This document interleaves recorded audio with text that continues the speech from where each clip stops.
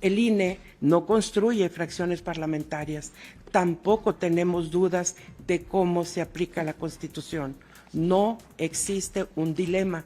Nuestro actuar está más allá de coyunturas electorales. Es inaceptable colocar al INE en una falsa disyuntiva. La Constitución es contundente y precisa.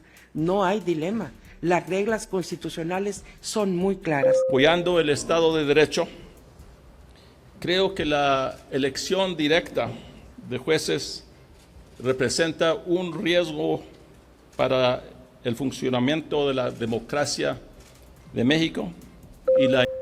I'm a random bitch. You're a random bitch. Just think about that for a second, okay? I don't care that abuse and harassment, stalking, whatever, is a normal thing to do to people who are famous or a little famous, whatever. I don't care that it's normal. I don't care that this crazy type of behavior comes along with the job, the career field I've chosen. Lunes 26 de agosto de 2024 iniciamos el 1x15 de Radio Contexto. Estoy muy feliz de que nos acompañen en otro capítulo más las contexteras y contexteros, porque tenemos un capítulo con mucha información respecto a 3 temas específicos, como lo son todos los episodios, con los 3 contextos de la semana, pero no podemos contar de contextos si no contamos con la presencia de nuestro querido Carlos Burrón desde la Ciudad de México. ¿Cómo estás, amiga? Así es, desde la capital cultural de América Latina, me reporto, estoy muy bien, muy feliz, muy indignado con algunos de los temas que vamos a tratar el día de hoy. ¿Pero tú cómo estás, Héctor? Muy bien, la verdad es que, a ver, esta semana ha estado muy movida en cuanto a información, pero tampoco creo que, creo que lo importante es que la gente no se ha enterado al 100% de los temas que vamos a hablar, por lo cual creo que es una excelente oportunidad para que nos escuchen en este episodio. Y pues, sin ninguna demora más, comenzamos con el episodio 1x15. Está comenzando Radio Contexto, un programa semanal de Carlos Buburrón y Héctor Guillén.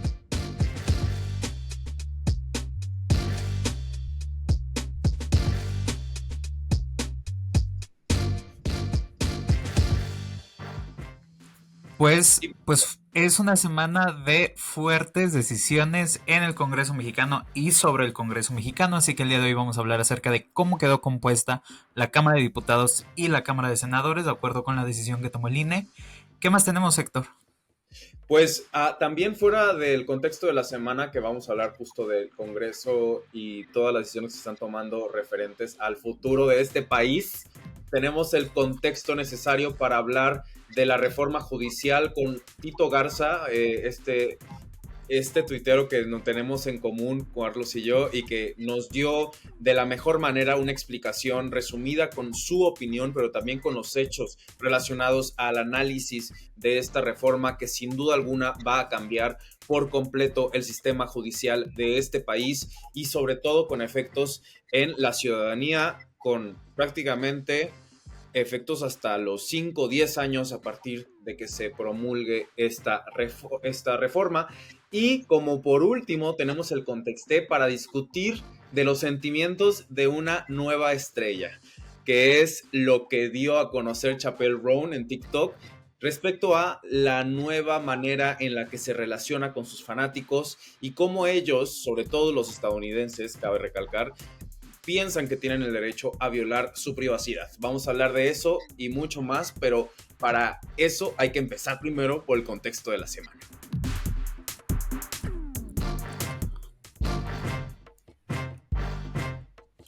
El contexto de la semana.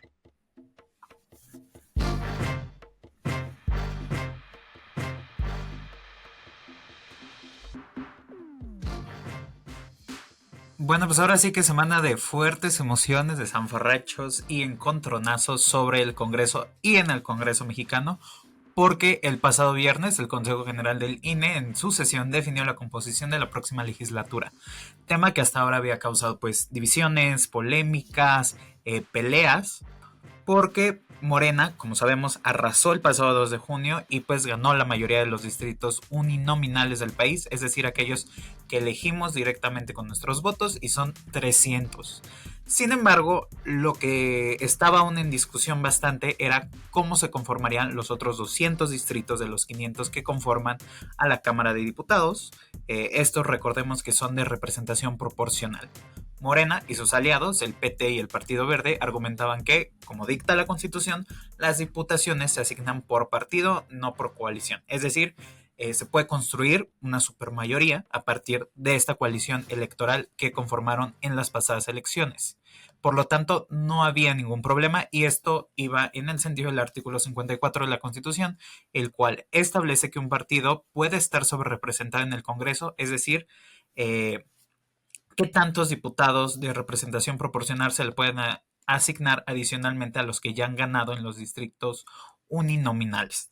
Textualmente, el artículo dice que en ningún caso un partido político podrá contar con un número de diputados por ambos principios que representen un porcentaje del total de la Cámara que exceda en 8 puntos porcentuales a su porcentaje de votación nacional emitida. Eso dice el artículo, cierro cita. Y bueno, el proyecto que se aprobó en el INE considera que la votación obtenida por cada partido se le deben sumar 8 puntos para así definir cuál es el tope de diputados por representación proporcional que debe tener. La propuesta que presentó la consejera Claudia Zavala se contraponía a esta interpretación literal del artículo, pues decía que a cada partido se le debía extraer el 8% de los votos para delimitar el límite de la representación. Esto, bueno, tenía como objetivo evitar la llamada sobrerepresentación de partidos que, sin ganar ningún distrito uninominal, tendrían una gran cantidad de diputados por representación proporcional, específicamente el Partido del Trabajo y el Partido Verde, que pues, no habían ganado distritos uninominales, pero por haber jugado en coalición, tiene una gran cantidad de votos que les daban una amplia ventaja en la representación proporcional. Y bueno, es que durante toda esta semana hubo una discusión, tanto en redes sociales como dentro y fuera del INE, hasta que fue Sergio Gutiérrez Luna, representante de Morena, y amenazara con juicio político a los consejeros Claudia Zavala, Jaime Rivera y Martín Faz, quienes apoyaron el proyecto desechado, que es lo que mencionabas tú, Carlos, y que desde luego hablaban de esta tal supermayoría que definitivamente iba a posicionar a Morena y a sus aliados para cómodamente pasar todo tipo de iniciativas. Entonces, para definir un poco el número por partido, ahora, ¿cómo queda el grupo parlamentario de Morena? Tiene 236 diputados, quien va a ser la primera fuerza. El Partido Verde le sigue con 77 escaños. El PAN con 72, que es oposición. El Partido del Trabajo con 51, que es aliado del oficialismo. El Partido Revolucionario Institucional con 35. Le sigue en penúltimo lugar el Partido Movimiento Ciudadano, y bueno, pareciera que ya es el último lugar, porque el último es un partido que ya no existe, que es el Partido Revolucionario de la Revolución Democrática, con una curul. Entonces, y una curul para un legislador independiente. Y yo para un legislador sin partido, como dirían en el debate. Al final, el bloque oficialista queda con 364 diputados, por lo que supera las 2/3 partes para, como lo mencioné, cambios constitucionales fundamentales como el que se quiera acelerar con el de la reforma judicial. En el Senado, Morena va a tener mayoría con 60 senadores, el Partido Acción Nacional le sigue con 22 senadores, el Partido Revolucionario Institucional con 16, el Partido Verde con 14, el Partido del Trabajo con 9, y por último, realmente, Movimiento Ciudadano con 5 y el Partido Revolucionario de la Revolución Democrática con 2 senadurías que pues pasarían a... Habría que checar a qué partido pasarían. Todavía no está definido eso, ¿verdad? ¿Cómo? Las Que tres. los senadores Ajá. por el PRD van a pasar a otro partido. Eso todavía no se sabe, ¿verdad? No, pues como no conforman bancada, podrían ir en conjunto, según yo. Uh-huh. Ya. Sí, Así que el bloque oficialista en la Cámara de Senadores va a tener 83 senadurías y quedará a solo 3 escaños de tener mayoría calificada, cosa que en caso de generar cambios constitucionales sin ningún tipo de negociación está en manos de 3 senadores de la oposición que pueden saltar al bloque oficialista con simplemente no asistir, amiga, con simplemente decir que se enfermaron del sí. dengue y no pueden ir a la sesión. ¿Cómo ves? Pues Pues está fuerte, o sea, en realidad no va a tener mayor problema Morena y Claudia Sheinbaum la siguiente legislatura es para pasar, pues, lo que quieran, básicamente. Y es que en realidad en esta legislatura y en la anterior tampoco es como que hubieran tantos problemas, ¿no?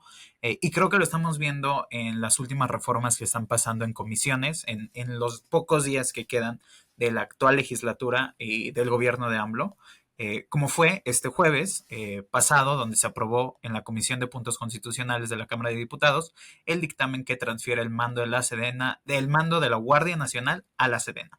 Esta reforma modifica diversos artículos de la Constitución, donde particularmente destaca del dictamen su artículo cuarto transitorio, en el que declara que la persona titular de la comandancia de la Guardia Nacional debe ostentar el grado de general de división de la Guardia en activo y será designado por la persona titular de la Presidencia de la República a propuesta de la persona titular de la Secretaría de la Defensa Nacional. Es decir, este cuerpo que se creó en 2018-2019 como civil y que en realidad en todo momento ha operado de facto bajo un mando pues, militar, una cuestión más bien operativa, pues ahora sí pasa, se transfiere por completo a la Secretaría de la Defensa Nacional, lo que implica diversas cosas. Por ejemplo, que el fuero militar conozca aquellos delitos que cometan elementos de la Guardia Nacional.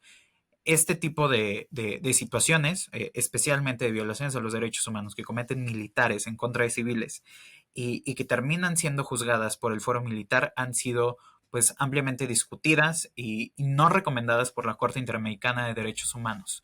Además, la Guardia Nacional podrá investigar delitos federales, lo que implica que en los hechos el ejército quien quede a cargo de esta importante función, que es investigar delitos que ya puede investigar la Guardia Nacional y ahora en realidad lo estaría haciendo la Sedena. Y también esta modificación al artículo 129, en el cual las Fuerzas Armadas pueden realizar cualquier tarea que por ley se les encomiende y no aquellas que estén relacionadas única y exclusivamente a cuestiones de disciplina militar como hoy estaba dispuesto. Es decir, se amplían el catálogo de funciones y atribuciones que ya tiene la Sedena y esto genera al menos dos tipos de reacciones o de advertencias por parte de diversas y diversos especialistas en seguridad y derechos humanos.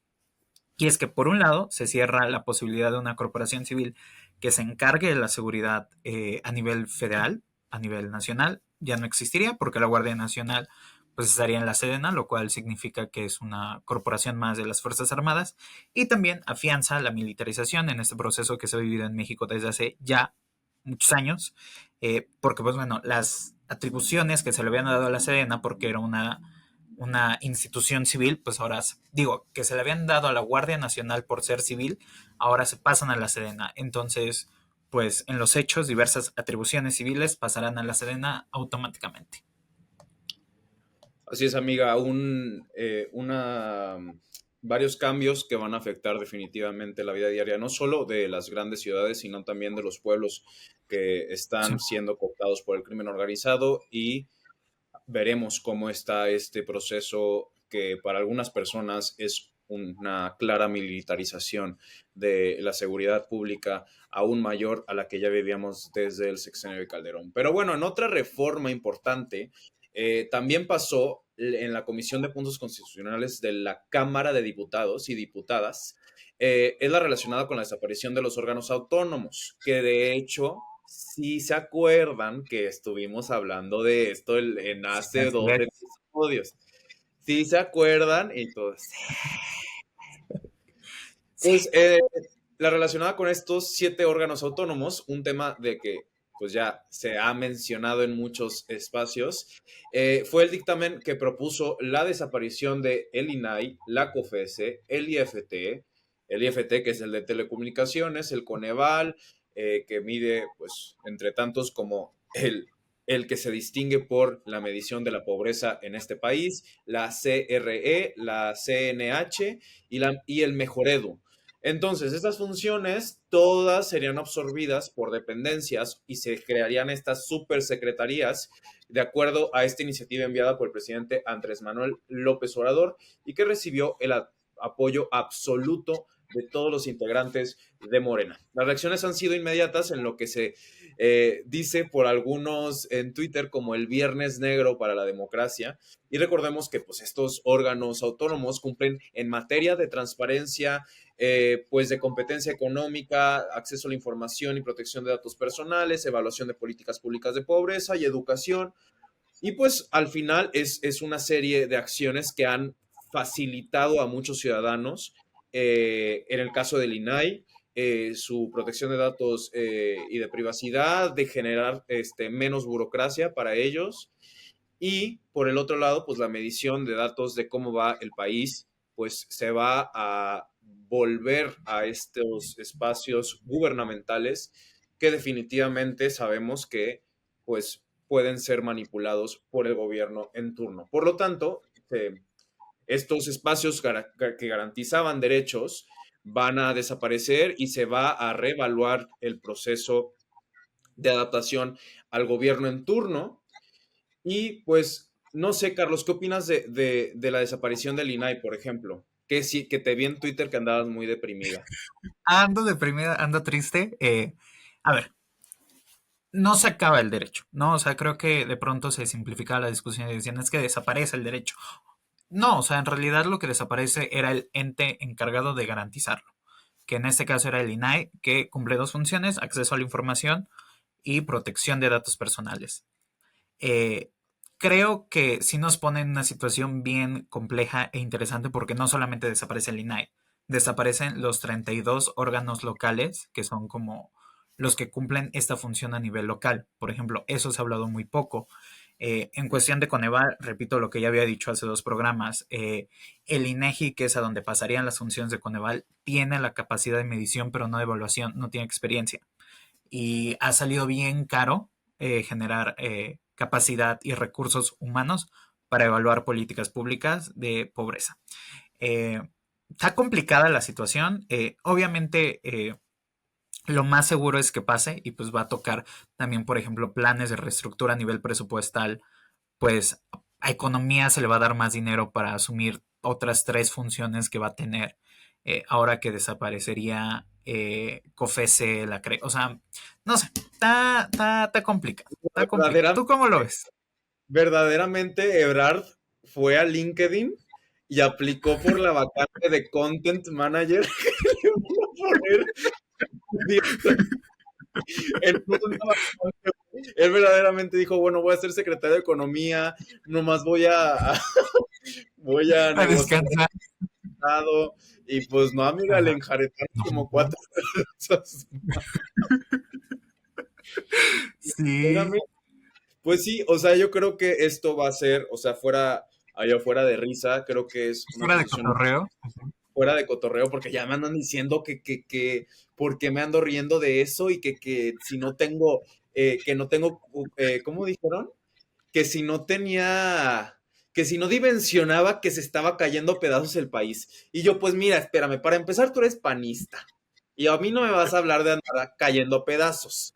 Porque yo estuve viviendo en Tampico cuando estaba la guerra contra el narco. Eso era ver caer el país a pedazos. Entonces, bueno, regresando al tema, creo que es una situación que se debe de estar pendiente y estar detrás, porque al final estamos viendo el resultado de unas elecciones que respaldaron el proyecto de la Cuarta Transformación y que tiene como efectos esto, ¿no? Es todas estas cosas que tenía López Obrador en su armario con todas las que ya y que llevaba diciendo desde hace tiempo, tampoco es una sorpresa, y que hay que ser pues personas y ciudadanas que tengamos el seguimiento oportuno a todo ese tipo de efectos que al final, mira, toca pechugar, ¿no? Toca pechugar, Pues sí, pero toca mucho.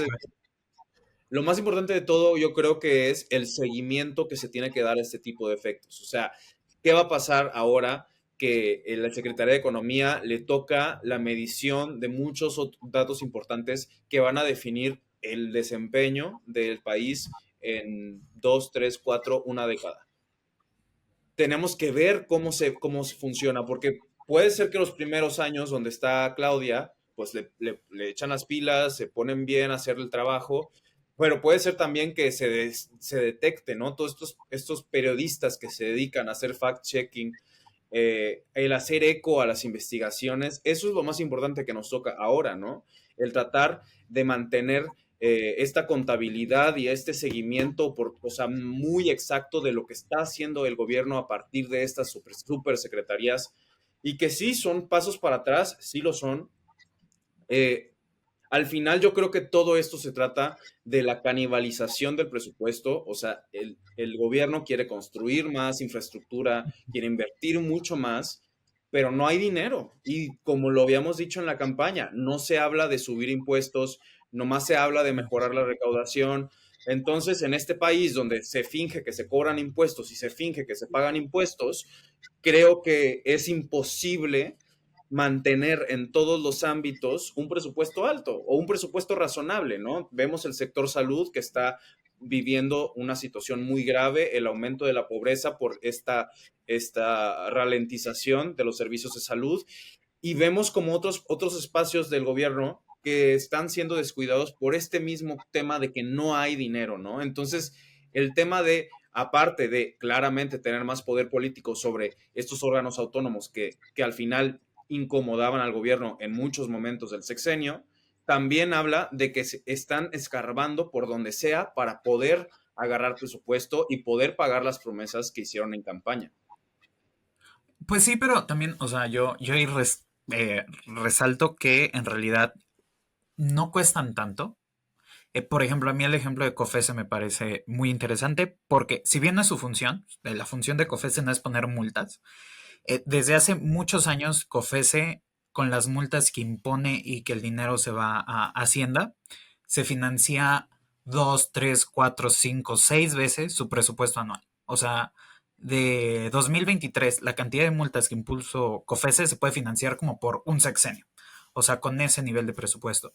Entonces creo que ese tipo de datos ya muchísimo más técnicos no se ven, o sea, no lo están viendo quienes están discutiendo esto, quienes de pronto en redes dicen no pasa nada, pues creo que de pronto no tienen a lo mejor al propósito tanto conocimiento, tanto reconocimiento lo que hacen, ¿no? O sea, la COFESE no solamente es ir contra Carlos Slim, también es ir contra productores de maíz que se ponen de acuerdo y fijan precios en un municipio de Chiapas y eso encarece el precio de la tortilla, también eso lo ha hecho COFESE, ¿no? O sea, ese tipo de casos súper específicos los ha hecho COFESE, pero también el INAI ha brindado información pública respecto a quienes sí trabajan en una delegación para comprobar que era ilegal que ciertos funcionarios hicieran cobros a vendedores ambulantes. Esa función sí la cumplió el INAI. Entonces creo que también toca esa parte de reconocimiento por parte de estos organismos que nunca supieron difundir el trabajo que hacen. Entonces pareciera que no tienen ninguna utilidad pública, pero pues sí, sí lo tienen y en ese momento más que ponernos a lamentar de lo que no se hizo, pues va, como tú dices, ver pues, qué hacemos, cómo apechugamos y ahora qué vamos a hacer. Sí, pero ¿Qué ahora vamos sí a que hacer? ya entre dos gitanas. Eh, que, o sea, porque claramente si tú hablas de que no cuesta demasiado, el trasfondo de esta decisión del presidente López Obrador de impulsar esto es para recuperar el poder político y darle más margen a las dependencias de gobierno o a qué tú pensarías que es la verdadera razón. Creo que es una cuestión discursiva, como de aquí vamos a ahorrar, costaban un montón y no servían para mucho. Y otra parte sí es de control, o sea, acceso a información. A mí me parece que sí es una cuestión de control y control no porque deje de existir la función, sino porque va a ser más difícil, más engorroso cumplirla. En cuestión energética, pues sí, claramente en un beneficio a Pemex y la CFE. En cuestión educativa, porque a nadie le gusta que le digan estás haciendo pésimo tu trabajo en cuestión educativa y a nadie le gusta que le diga, oye, sí está funcionando muy bien tus transferencias, pero estás desatendiendo estos sectores. Entonces, la pobreza a nivel multidimensional pues no está disminuyendo tanto, la pobreza extrema está aumentando porque resulta ser que al momento que implementaste ciertos programas sociales, no pensaste en que estabas generando mecanismos mediante los cuales quienes siempre han estado arriba se iban a formar primero en las filas y quienes siempre han estado abajo iban a quedar hasta el último, entonces la pobreza extrema por eso te está aumentando, ¿no? A nadie le es cómodo eso, creo que hay una cuestión ahí medio ideológica de que este tipo de organismos son efecto del neoliberalismo y algo de razón pueden tener porque sí surgen en un momento bien específico de la administración pública y del estudio de cómo configuramos el Estado y la gobernanza de este, pero, pero sí, o sea, yo sí creo que va más en ese sentido, más que una cuestión de ahorro, porque en realidad va a ser caro el proceso de transferencia al menos, va a ser caro, engorroso, va a ser un poco complicado, seguramente van a enfrentarse a demandas laborales. ¿Qué hay con quienes entraron a un servicio de carrera en estos organismos y ahora les dicen, no, pues no, pero ese sistema de carrera no tiene su equivalencia en la secretaría, entonces mi seguridad laboral, ¿qué? Creo que genera varios problemas. Y sí, o sea, yo sí diría, y no está mal reconocer, ¿no? O sea, un gobierno puede tener ese proyecto, fue el proyecto que ganó, entonces pues tocará pues, ver cómo funciona y exigir que funcione de la mejor manera. Sí, amiga, yo creo que, mira, al final, para rematar esta sección, nos gobiernan, nos gobiernan en todo, local, federal, nos gobiernan mediocres que quieren que persista el estado de la mediocridad en este país, pero pues bueno, a ver cuando les explota en la cabeza, amiga, pues ya ahí sí lo van a estar chillando. Vamos a seguir hablando de estos cambios fundamentales en el país con la siguiente sección del contexto necesario. Tenemos a Tito Garza para que nos platique de todo lo relacionado a la reforma judicial. Vamos.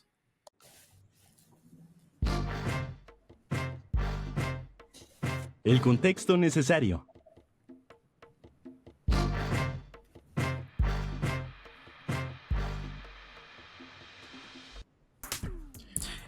Bueno, pues sí hay un tema del que se ha hablado muchísimo, muchísimo durante las últimas semanas, los últimos meses y especialmente los últimos días, desde que salió el dictamen sobre la reforma judicial, pues es obviamente el Poder Judicial. Y bueno, pues para conversar un poco más al respecto, especialmente sobre este dictamen que ya se presentó y las reacciones que se han generado, nos acompaña el día de hoy Juan Jesús Garza Onofre, Tito, investigador del Instituto de Investigaciones Jurídicas de la UNAM, a quien le agradecemos muchísimo que esté hoy aquí. Muchísimas gracias por acompañarnos. Estimado Carlos, Héctor, a todo el auditorio, gracias por la invitación. Estamos a la orden. No, muchísimas gracias a ti por compartirnos tu tiempo y todo lo que sabes. Lo primero que es necesario saber es cuáles son esos aspectos centrales que propone el dictamen de la reforma judicial y sobre todo qué cambia respecto a la impartición de justicia en México y también esta otra dimensión que genera cambios en general en cómo está configurado el Estado mexicano. ¿Cuál es su perspectiva? Claro que sí. A ver, creo que lo primero que hay que decir es que el dictamen salió hace apenas una semana, salió un viernes. Son las modificaciones a la iniciativa que presentó en febrero de este año el presidente Andrés Manuel López Obrador. Y en ese sentido tiene tres grandes modificaciones, ¿no? A partir de cómo funciona el Poder Judicial en México. La primera es que para elegir a los jueces, a los magistrados y a los ministros, en lugar de seguir una lógica de mérito, de concurso o bien de designación de corte político por ser como lo indica para llegar a la Suprema Corte, ahora todo será por elección popular, ¿no? Esto en un primer momento podría resultar sensato, podría resultar una manera de hacer diferente las cosas, pero lo cierto es que analizándolo con un poco más de cuidado, lo que se busca es mandar absolutamente a todas las personas juzgadoras a su casa en un periodo relativamente breve de tiempo. En ese sentido, el dictamen de reforma judicial lo que habla son de dos grandes momentos. El próximo año, una primera elección para mandar a la mitad de las personas juzgadoras a su casa y renovarlas por listas de 10 que van a nombrar cada uno de los poderes del Estado, 10 el legislativo, 10 el ejecutivo, 10 el judicial, y vamos a tener que elegir la ciudadanía cada una de las personas juzgadoras. Esto pues es un disparate, en mi entender. ¿Por qué? Porque es imposible en la práctica. Tendríamos que elegir jueces en materia civil, penal, telecomunicaciones, electorales incluso. O sea, sería una, una elección enorme que nunca se ha organizado de esa magnitud en la historia de México, ni siquiera comparada con la que vivimos en junio pasado respecto a la más grande en la historia del país, ¿no?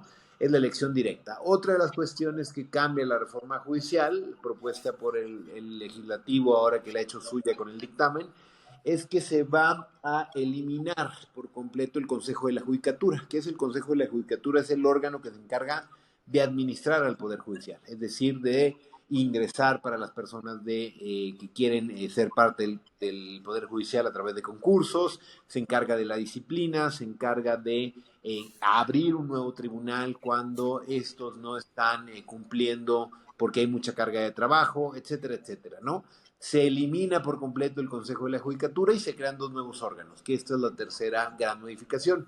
Se crea uno exclusivo para la administración, que también va a seguir una lógica de elección popular, y el otro es que se crea, para mí es la más peligrosa, se crea un tribunal de disciplina judicial. El solo nombre ya da un poco de temor. ¿Por qué? Porque es un tribunal que va a poder revisar cualquier actuación de cualquier juez en este país cuando esas resoluciones no se apeguen a ciertos criterios que se ponen en la iniciativa, como es el interés legítimo, como son algunos principios en materia de impartición, de independencia, etcétera, etcétera, pero lo que estamos dejando es por así decirlo, un metatribunal, un tribunal que puede revisar cualquier instancia cuando estas no son del todo de agrado de la ciudadanía, ¿no? Dicho esto, muy atropellado el señor Carlos y Héctor, son los tres grandes cambios de la reforma judicial. Yo sí tengo que decir, ¿qué va a cambiar con esto? Bueno, se va a hacer mucho ruido, se va a cambiar un poco la dinámica de cómo se estructura la justicia en el país, pero a la ciudadanía en general esto no va a cambiar absolutamente nada. Más bien al contrario, va a empeorar. ¿Por qué? Porque muchos de los casos que actualmente tienen en tribunales se van a dilatar, quizá por años, en lo que existe esa transición, esa curva de aprendizaje en lo que llegan todas las nuevas personas. Y también, en ese sentido, es importante destacar que si queremos realmente una reforma al sistema judicial en México, no solamente hay que enfocarnos en los jueces, creo que esa es la principal batalla.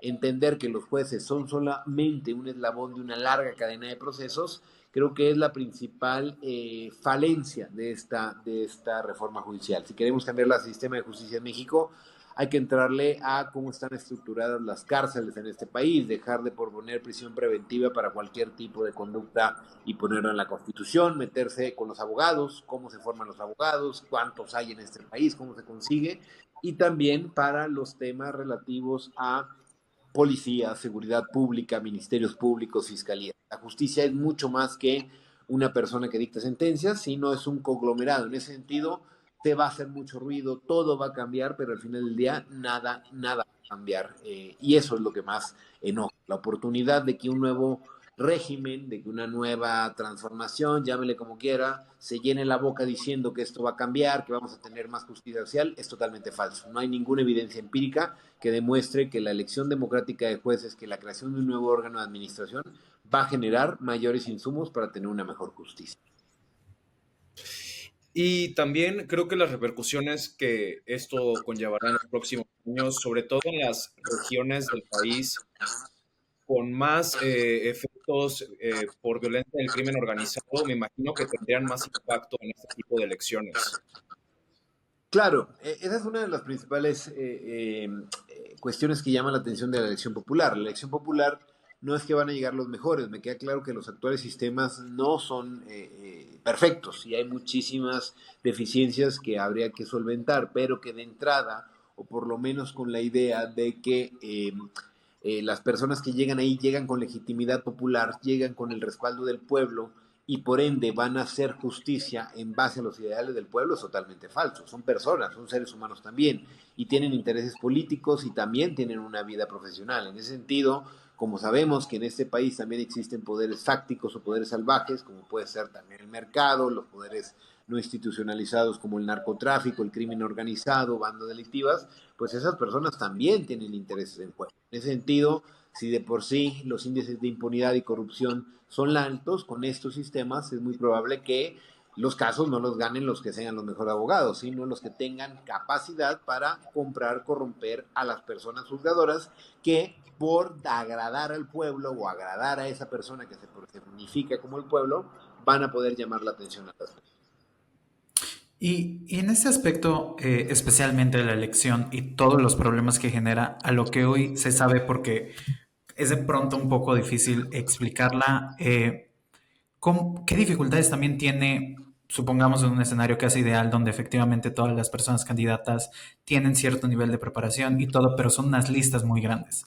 ¿Qué supone también esto a las personas que en este caso nos convertiríamos en electoras, electores de este poder judicial? Claro, a ver, son dos cosas. Lo primero, ese escenario ideal, estimado Carlos, por más que lo pongamos ideal, idílico, no existe. ¿Por qué? Porque en México hay más de 2.300 escuelas de derecho. 2.300 escuelas de derecho significa que cada semana en el país se abre una nueva escuela de derecho desde 1994. En México hay más abogados que Oxxos, así de fácil, ¿no? Y por mucho, más abogados que perros en la calle, por decir alguna cifra, ¿no? Y en ese sentido la disparidad es absoluta. No es lo mismo un abogado de una universidad que de otra, que de unos años de formación son 5, otros son 3, está totalmente de remoto. Imaginando que tenemos ese escenario ideal, donde tenemos un mínimo tal, lo que te puedo decir es que es un republicanismo naif. ¿A qué me refiero con esto? El republicanismo te invita a ser parte de la discusión pública, a abrazar el bien común como algo propio y que podamos al final del día tener mejores prácticas en el ejercicio de nuestra vida pública. Pero lo que estamos viendo aquí es que al día de hoy, si ni siquiera cuando nosotros votamos por nuestros diputados, por nuestros jefes de gobierno, alcaldes, etcétera, sabemos quiénes están en la boleta, ahí, bueno, tomamos un voto porque son de cierto partido político, de cierta gremio que comparte algunos ideales. Para elegir a jueces no va a haber partidos políticos. No vamos a poder tener la tarea de elegir un juez en competencia, en penal, en civil, en mercantil, en electoral, en telecomunicaciones, en etcétera, todas las materias que se ha complejizado el derecho. Y en ese sentido, la decisión se vuelve cuesta arriba.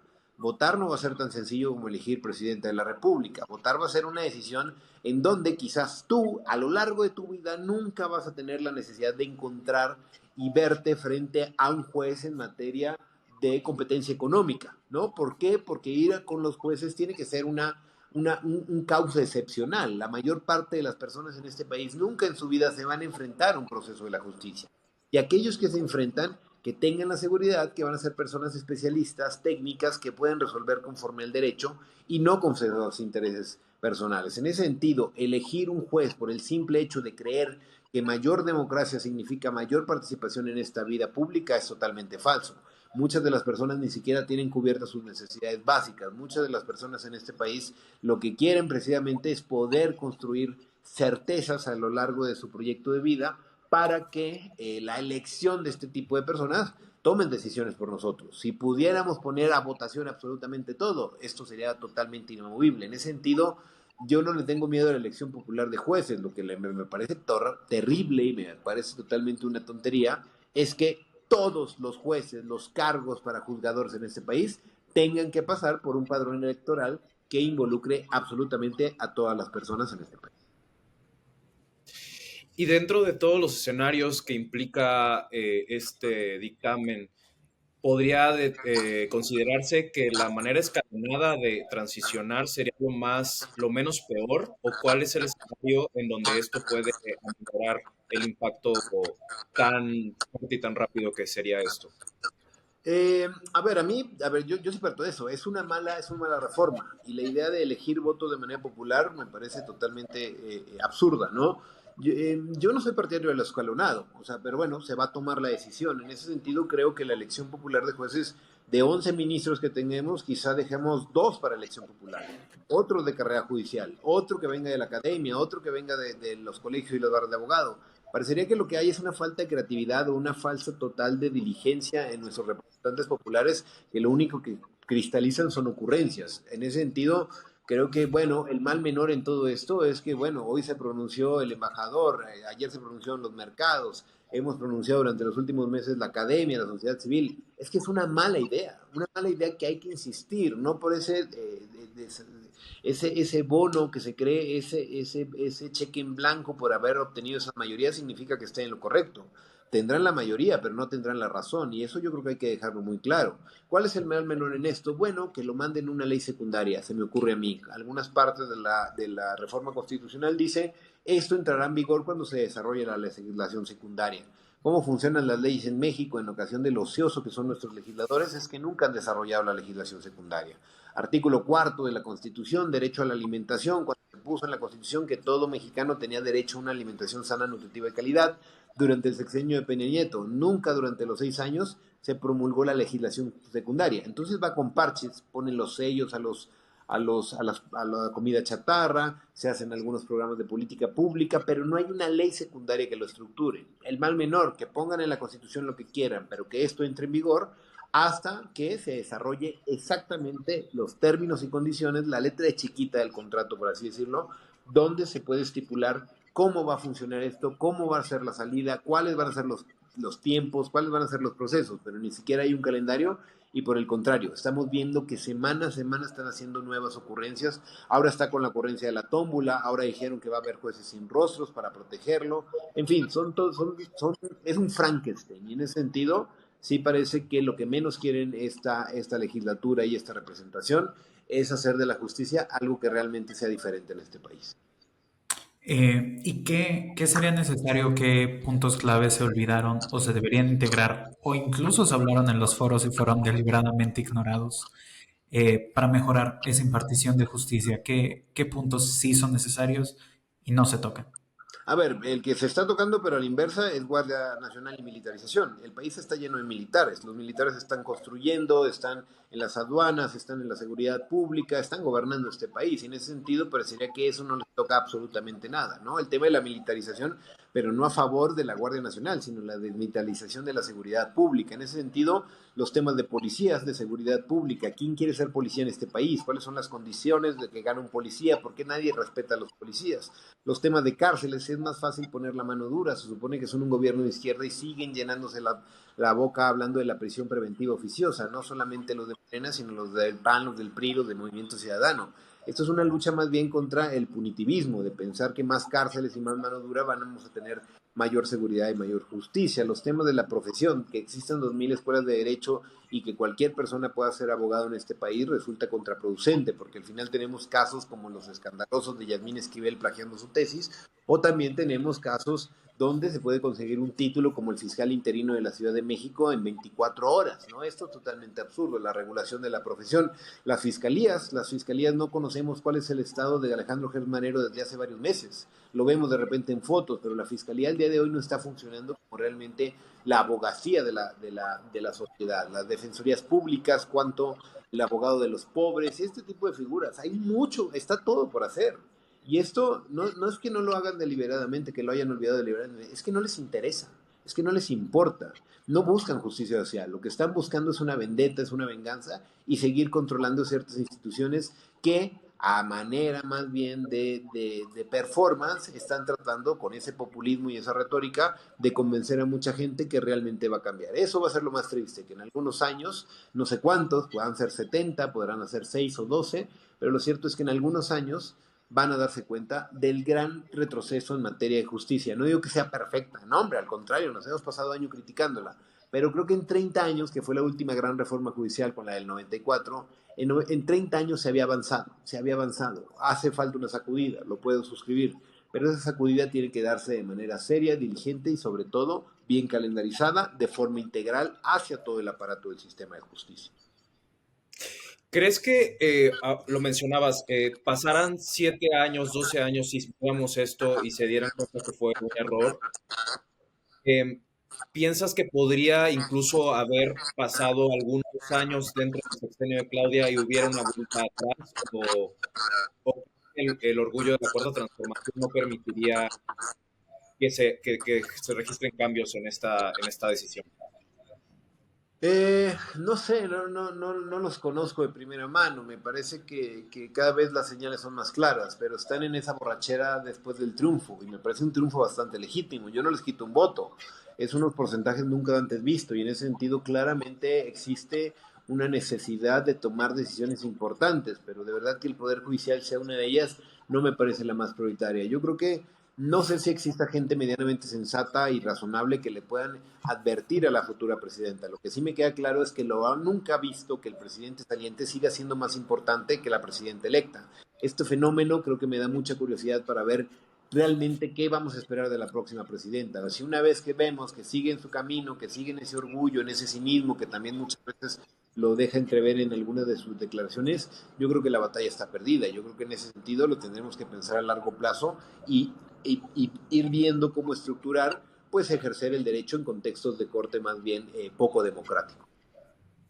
Y ya un poco para cerrar, en ese escenario, pasa la reforma, ¿cómo estructurar justamente esa última parte que mencionabas? ¿Cómo trabajar en este nuevo contexto? ¿Cómo tú como abogado desde la academia, pero también las y los abogados que están en los juzgados y llevan distintos casos, cómo operar en ese contexto? Es una buena pregunta y creo que este caos tiene que servirnos para sacar ciertas virtudes, ¿no?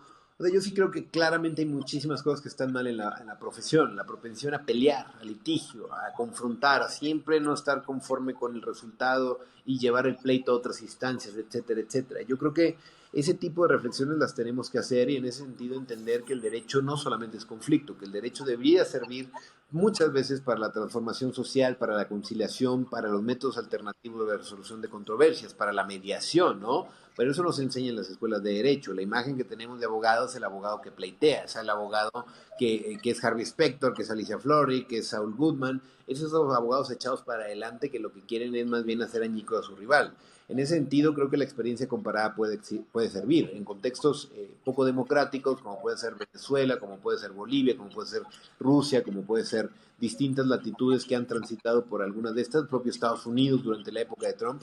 El derecho tiene potencialidades y la crítica iba a estar, las minorías iba a estar, porque las minorías de hoy van a ser las mayorías de mañana y viceversa, y eso es lo que se anhela en una democracia. Entonces yo creo que lo que estamos viendo en estos días nos abre una oportunidad para la imaginación, para reinventarse, para la crítica y para sobre todo pensar cómo el derecho puede servir de límite al poder. Porque si al final del día van minando las instituciones cada vez más, el derecho se desfonda y de por sí en un Estado con altos índices de impunidad, de ignorancia sobre la ley, pues los espacios que tenemos para reflexionar en torno al mismo cada vez se están cerrando. Entonces, eso será importante, no dejar de hablar, no dejar de escribir, no dejar de dejar constancia de lo mal que se están haciendo las cosas y de lo contraproducente. Quizás eso es lo más absurdo de Morena y de la actual administración, pensar que van a gobernar durante toda la vida. Esta reforma, si pasa como está, puede ser contraproducente en los próximos años para Morena. Es lo mismo que pasa con el Partido Verde. Están muy contentos peleando la sobrerepresentación y peleando tener una supermayoría en el Senado, perfecto, pero no se les olvide que el Partido Verde hizo lo mismo con el PRI e hizo lo mismo con el PAN. Entonces, tarde que temprano van a cambiarse los roles. En ese sentido, lo que tocan estos tiempos es reflexionar, reinventarse y sobre eso mucha creatividad para ver cómo vamos organizando una mejor democracia en los actuales contextos. Pues bueno, muchísimas gracias, Juan Casanova, Tito, que nos acompañó en este contexto tan necesario durante la discusión de la reforma judicial. Esperamos que podamos tener en otra oportunidad poder discutir lo que sucede en los próximos meses y el desarrollo de esto que va a cambiar por completo la vida diaria en el país. Gracias por la invitación, Héctor, Carlos, a todo el auditorio. Seguiremos en contacto. Ya está listo el Contexté.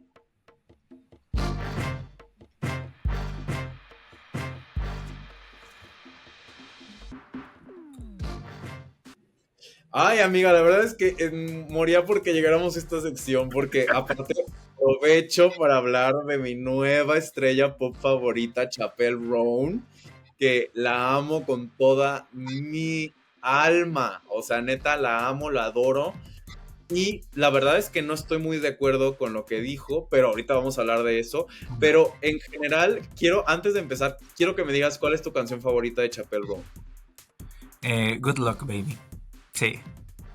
Sí, A sí se llama mí, así, ¿no? sí, creo que Good Luck Babe, ¿no? Sí, sí, sí. Sí. Sí, amiga, y la mía es Naked in Manhattan. Y siempre, o sea, neta, me encanta cuando, o sea, la referencia de Mulholland Drive, bueno, la mención de Mulholland Drive, me encanta. Cómo se enamora de una Piscis por primero. Bueno, no se enamora, nomás se la coge, se la cenó, Se la echa. Se la echa. se la echa, amiga. Pero me encantó Naked in Manhattan. Yo imagino como que la versión mexicana sería Desnudas en Zapopan. Este, Desnudas en Reforma, ¿no? Desnudas en Reforma. Así, güey, me encanta. Bueno, lo que sucedió en redes sociales fue que Chappelle Brown dio un mensaje muy sincero de lo que sentía en ese momento y era lo que es la cultura de ser una estrella pop, que lo hemos visto con Britney Spears, lo hemos visto con Miley Cyrus, lo hemos visto con las estrellas pop que empiezan desde jóvenes, que en este caso Chappelle Brown no empieza en el estrellato tan joven, sino que ella llevaba 10 años construyendo su carrera y es hasta los veintitantos que surge todo esto con el último álbum. Y bueno, al final ella hace una especie de, pues, más que denuncia o algo, es un desahogo Era un sincero. TikTok. Era un TikTok normal. Yo así lo vi. Un Ajá. TikTok donde estaba diciendo lo que pensaba. Y ella mencionaba que estaba harta de que los fanáticos la siguieran, le pidieran fotos y que se enojaran si ella les decía que no. También se quejaba de que siguieran a su familia, que Ujú. ubicaran donde vive la familia de ella, que la siguieran a todas partes, que la acosaran en las calles, le gritaran cosas, por más que fueran cosas bonitas. En general, a ella, como su forma de ser, pues es alguien, me imagino, introvertido en el espacio público. No le gusta ese tipo de acciones. Carlos, ¿tú qué opinas de lo que dijo? Y si quieres ampliar en lo que dijo también. Pues es que, o sea, a mí me pareció, como decías, un desahogo muy natural. O sea, lo empieza haciendo como esta pregunta de, a ver, tú no ves a cualquier persona en la calle y le gritas, tú no, tú no le pides una foto a cualquier persona en la calle y creo que esto la posiciona como un yo soy cualquier persona, ¿no? También en esta entrevista que da para Interview dice acerca de lo complicado que le está haciendo manejar su creciente fama, porque también está afectando su salud mental en este juego entre hacer lo que el público quiere y lo que le dicen que debe hacer y mantenerse fiel a sí misma, ¿no? O sea, y creo que hace algo que pocas artistas reconocen y es como decir, estoy diciendo que no a muchas cosas porque esas cosas no van conmigo, no me agradan, no es lo que es mi esencia. Entonces, pues creo que fue algo genuino, tal vez no fue el mejor tono, si quieren, pero sí fue un mensaje genuino de hasta aún no sé lidiar con la fama, ¿no? O sea, no sé hacerlo, perdón. Y pues obviamente en las redes pues se arremetieron contra ella, ¿no? Y nos pone otra vez en ese debate acerca de, pues sí, ¿no? O sea, el hecho de que tú sigas a alguien o te guste lo que hace o así, no te hace su amigo, no te hace alguien cercano, no tienes por qué tomarte cierto tipo de confianzas, pero también desde el punto de vista de los fans, pues al final, ahora sí que como dices, ay, no me acuerdo de quién es ese video de el por mí tragas, pues sí, o sea, al final sí, las fanáticas, los fanáticos, pues son quienes construyen la carrera de, de cualquier artista, ¿no? Sí, pero a ver, creo que por un lado estoy de acuerdo en todo lo que dijo ella, creo que tiene sentido el hecho de que la persigan, el hecho de que... Pero también creo que hay esta especie de rabieta en el desahogo, como decir de que no es que yo no firmé esto. Pues no, no es que firmes algo, al final Pero viene. Ujú. la reacción que conlleva el éxito puede ser que a lo mejor es la mitad del éxito y esas son las mitades de las personas la mitad de las personas que se te van a aparecer en la calle, o puede ser que tengas éxito, pero no te ubique la gente por tu cara como le pasó, como lo decidió Sia. Eh, o sea, al final yo creo que ese tipo de evolución de la fama creo que simplemente es el primer contacto que va a tener, pero al final del día tienen que entender que esto es algo que le supera, no es algo específico, por más que lo vaya a desahogarse y que sí, qué bueno que lo hace y que en ese caso, por ejemplo, si yo la viera en la calle ya no le hablaría después de saber esto Ajá. porque pues respetaría su espacio personal, pero también tienen que entender que así no funcionan las cosas en el aspecto de que Estados Unidos es un país sumamente aferrado a la imagen de idolatrar a una persona, de perseguirla, de exigirle, porque casi que en Estados Unidos y bueno, en casi todo el mundo, sobre todo la población LGBT, le exige más a sus estrellas pop que a los políticos que les gobiernan. Entonces, hay que entender que la plataforma tiene un precio, sí tiene un precio, no es algo que haya firmado, no es algo que haya acordado, es como que dicen, no, es que yo no quiero esto. Pues no es que no quieras o no, si quieres que siga sonando tu música, si quieres que la lana que vayas a conseguir para pagarte una casa, para pagarle una casa a tu familia y todo, salga, pues tienes que lidiar con esto. Ya, creo que en este caso queda en ella idear espacios donde ella no tenga que lidiar con esto, ¿sabes? O sea, que tenga un equipo de seguridad, que le guíe, ¿sabes? O sea, pero tampoco puedes exigir que una marejada de personas que te aman dejen de acercarse a ti porque pues esa es parte de, ¿no? O sea, es parte de el stardom, como le llaman en Estados Unidos, de estar lidiando con ese tipo de acciones intimidatorias, podrían ser violatorias de la privacidad, pero al final es Estados Unidos, ¿no? Y no nació en Colombia y nació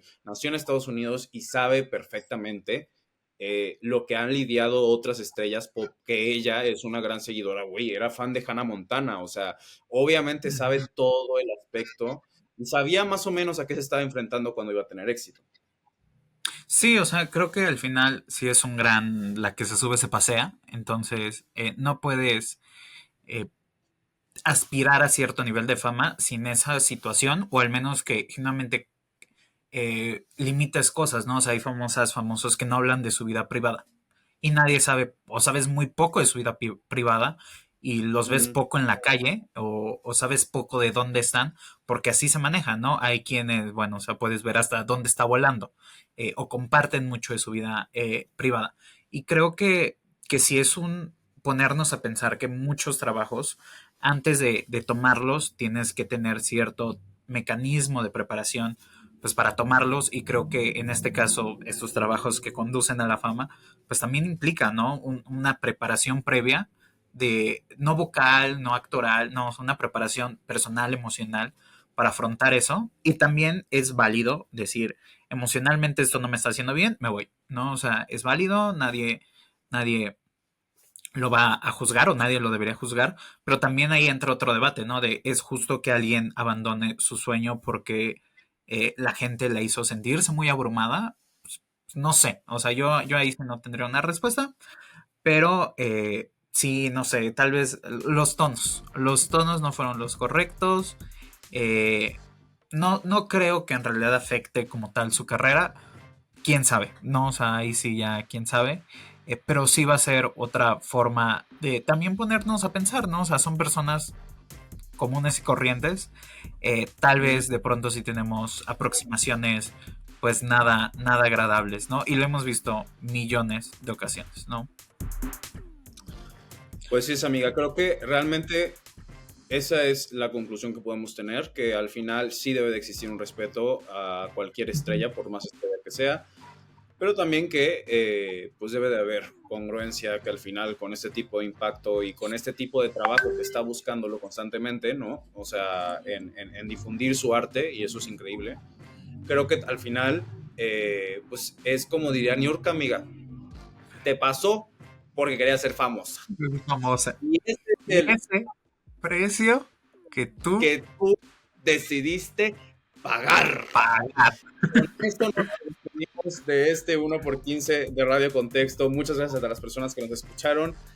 Ya les voy a recordar de nueva cuenta que salimos cada lunes a las 7 de la mañana, horario del centro del país, 6 en Tijuana y 8 en Cancún.